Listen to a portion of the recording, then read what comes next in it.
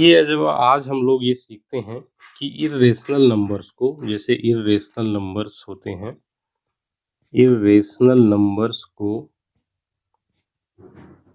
Number line में कैसे represent करेंगे। इर्रेशनल नंबर को नंबर लाइन में कैसे रिप्रेजेंट करेंगे। इर्रेशनल नंबर कैसे, जैसे √2, √3,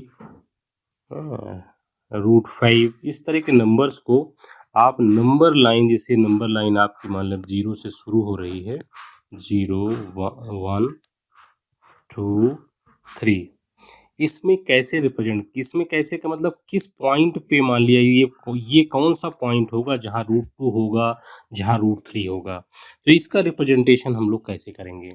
तो इसका रिप्रेजेंटेशन करने के लिए हमको सबसे पहले √2 या √3 की वैल्यू जाननी होगी। लेकिन कैसे जानेंगे, वो इस तरह से जानेंगे कि 1 और 2 के फॉर्म में हम लोग अगर किसी तरह से इस √2 को अगर लिख पाएँ तो आप इसको नंबर लाइन में रिप्रेजेंट कर सकते हैं। तो ऐसा करने के लिए हम लोग पाइथागोरस थ्योरम का यूज करेंगे। पाइथागोरस थ्योरम में हम लोग क्या करते हैं कि हम लोग एक ट्रायंगल लेते हैं, ट्रायंगल जो कि राइट एंगल ट्रायंगल होता है, ये जैसे कि 90 डिग्री है ये, और उसके बाद ये आपकी लाइन होती है। तो इसमें जैसे कि मान लेते हैं ये साइड ए है और ये बी है और ये सी है। तो पाइथागोरस थ्योरम में क्या होता है कि जो ये साइड सी है, सी का मतलब होता है ये पूरी लाइन की जो लेंथ है, इसी तरह ए यहाँ से ये पूरी लेंथ है।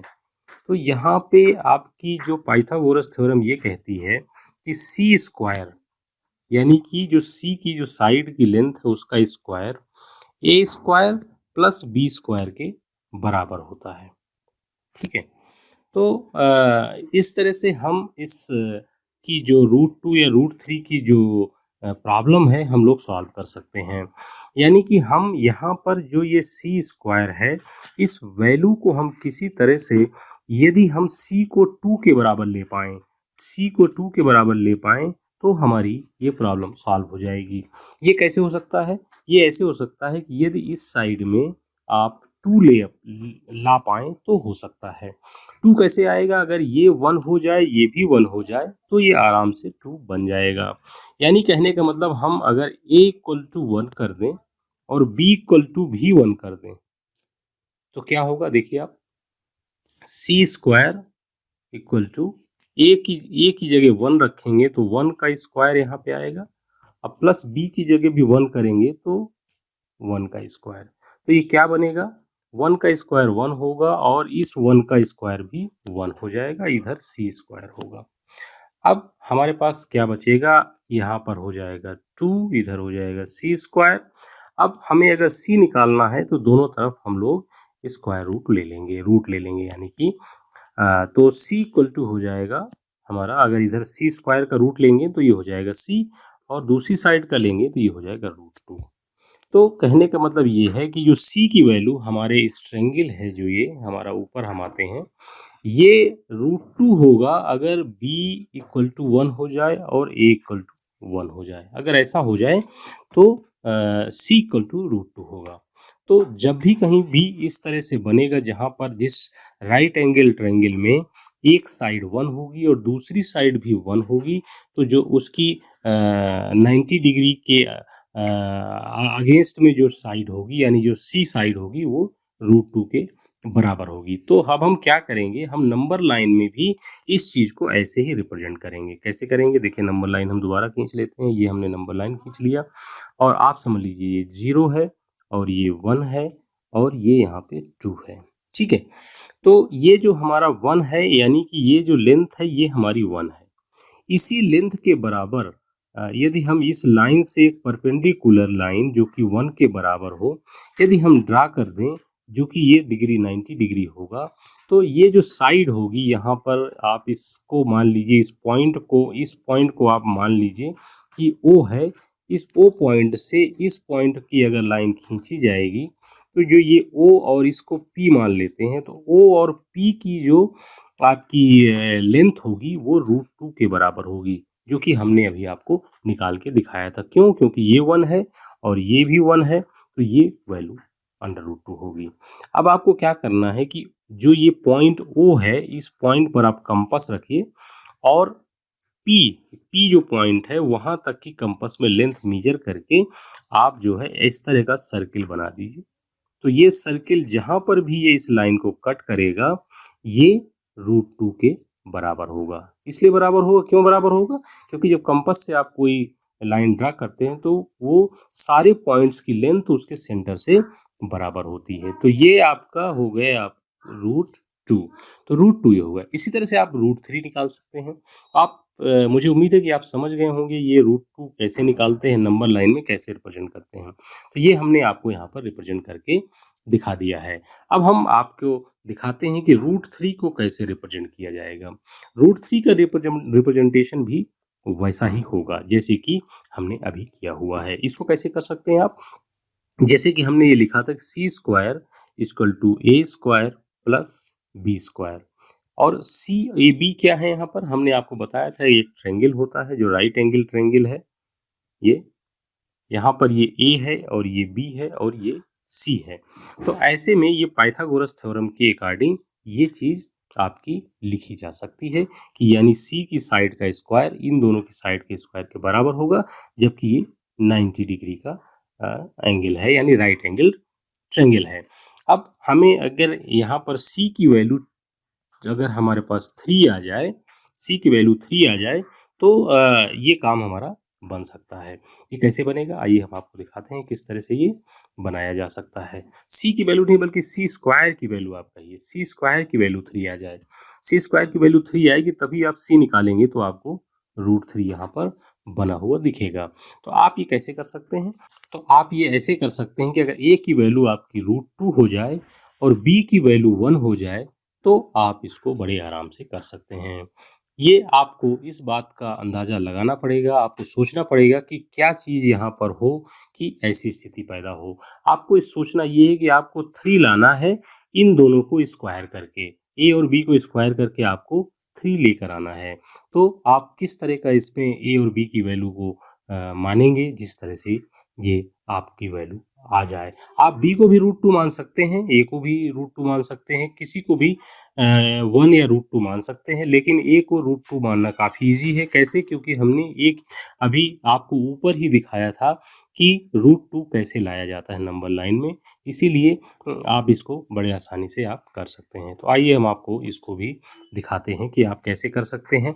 जैसे कि आप अब एक a = √2 मान लीजिए और b = 1 मान लीजिए, b = 1 मान लेते हैं तो क्या होगा? c² होगा a² + b², इस प्रकार से होगा। तो आप c² ऐसे लिख दीजिए और यहाँ पर √2 का स्क्वायर प्लस b² यानी 1 का स्क्वायर ऐसे आप लिख दीजिए।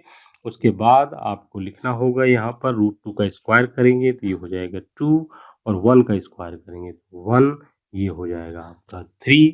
और इसलिए जब c² = 3 है तो आप दोनों तरफ स्क्वायर रूट ले लीजिए तो c = हो जाएगा आपका √3। यानी कि ऐसा ट्रायंगल जिसकी की एक साइड आपकी √2 के बराबर है और दूसरी साइड 1 के बराबर है, तो आपकी जो c की वैल्यू होगी वो √3 होगी। तो आपको इसी तरह का ट्रायंगल आपको नंबर लाइन में बनाना है जिसकी कि एक तरफ जो है √2 हो और दूसरी तरफ 1 हो। तो जो आपका ये c वाली साइड होगी वो साइड आपकी √3 के बराबर होगी। फिर कंपास से हम लोग उसको ड्रा कर लेंगे। तो आइए आपको बताते हैं कि कैसे करते हैं। तो सबसे पहले हमको क्या करना होगा कि नंबर लाइन में आपको ये जैसे नंबर लाइन है आपकी, आपको सबसे पहले √2 लाना पड़ेगा। जैसे कि मान लिया 0 है ये और ये आपका 1 है, ये आपका 2 है, ठीक है। तो हमने अभी आपको जो बताया था पहले कि आप अगर यहाँ से ये अगर 1 यहाँ पर ड्रा कर दें, इसको हम ड्रा कर देते हैं लाइन को, और उसके बाद ये यहाँ से आप ये एक और लाइन ड्रा कर दें OP, तो जो ये वैल्यू होगी यहाँ से O और P की जो लेंथ होगी वो √2 के बराबर होगी।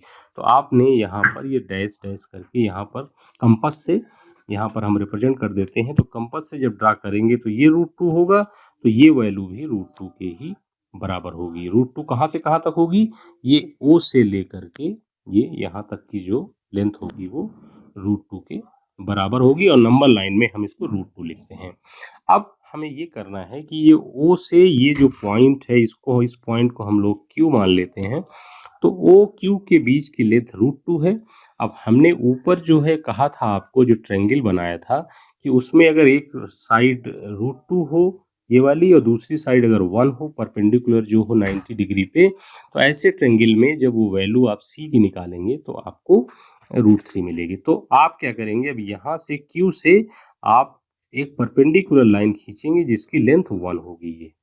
ओके, तो ये Q से लेकर के इस पॉइंट को आप Y मान लीजिए, तो ये लेंथ 1 है। अब आप O से, इस पॉइंट से आप लाइन ड्रा करें आप ये Y के लिए, ठीक है। तो अब हमारे पास ये ट्रायंगल बन रहा है, आप Y O Q और Y, ये ट्रायंगल बन रहा है जिसमें कि ये वाली साइड आपकी √2 है और ये वाली साइड 1 है। तो यानी ये तीसरी वाली साइड जो OY होगी, OY ये √3 होगी। क्यों होगी ये हमने आपको ऊपर ही बताया हुआ है। ये जो हमने आपको पूरा करके दिखाया हुआ है ये √3 के बराबर होगी। तो अब आपको क्या करना है, कंपास लेकर के O पर आप पॉइंट रखते हुए ये जो Y के बराबर लेंथ लेते हुए आप ऐसे इसको कंपास से ड्रा कर दीजिए। तो जहां पर भी इस नंबर लाइन में ये ड्रॉप होगा वो वैल्यू आपकी ये √3 नंबर लाइन होगी, यानी ये √3 होगा। तो √3 जो O से लेकर के इस पॉइंट तक की, इस पॉइंट को आप रिप्रेजेंट कर दीजिए, कुछ मान लीजिए x कर दीजिए, तो O और x की जो लेंथ होगी वो √3 के बराबर होगी और x को जो नंबर लाइन में √3 लिखा जाएगा, जैसे 1 2 3 हम लिख रहे थे उसी तरह √3 आप लिख पाएंगे। तो इस तरह से आप इस इर्रेशनल नंबर्स को रिप्रेजेंट कर सकते हैं बड़े आसानी से। इसी तरह मान लिया आप √5 को करना चाह रहे हैं, √5 को रिप्रेजेंट करना चाह रहे हैं, तो आपको इसमें करना होगा, साइड A को मानना होगा 2 और B को मानना होगा 1, ठीक है। तो इस तरह ये कैसे होगा आपका, ये हो जाएगा आपका A² plus B² equal to C², ठीक है।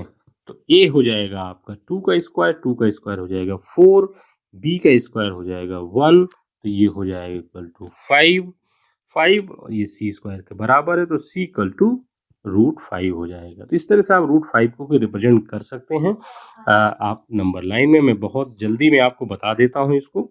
ये जैसे आपकी नंबर लाइन है, ये 0 है, एक यहाँ पर 1 है और यहाँ पे 2 है, तो आपको एक साइड 2 की रखनी है और उसके परपेंडिकुलर 1 साइड जो है, जो कि B है, वो 1 की आप ड्रा करेंगे। तो उसके बाद O से आप जब यहाँ की लाइन ड्रा कर देंगे तो ये आपका √5 के बराबर होगा। ये कैसे होगा ये अपने आपको यहाँ पर ऊपर ये बताया हुआ है, आप यहाँ पर देख सकते हैं।